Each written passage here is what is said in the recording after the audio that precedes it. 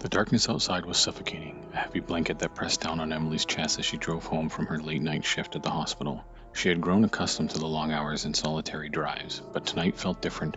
As she rounded a curve, her headlights illuminated a figure standing on the side of the road. Emily's heart skipped a beat. The figure didn't move or wave. It simply stood, present stark against the darkness. She slowed, her mind racing with possibilities. A stranded driver? A lost hiker? As she drew closer, the figure's features became clearer, tall, imposing, with skin that seemed to absorb the light around it. Emily's breath caught in her throat. There was something wrong about this person. She sped up, her eyes fixed on the rearview mirror. The figure didn't move, it didn't blink, it simply watched her drive away. Its gaze seared into Emily's memory. She floored it. The speedometer climbed as she fled from the apparition.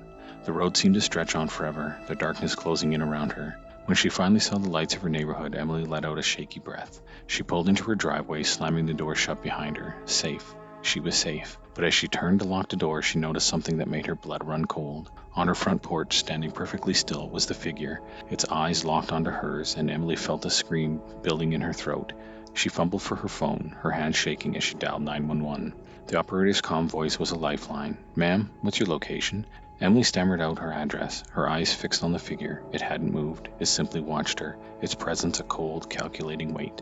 The police arrived quickly, their lights casting an eerie glow over the porch, but when they searched the area, there was no one there, no sign of the figure. Emily was left shaken, wondering if she had imagined the whole thing.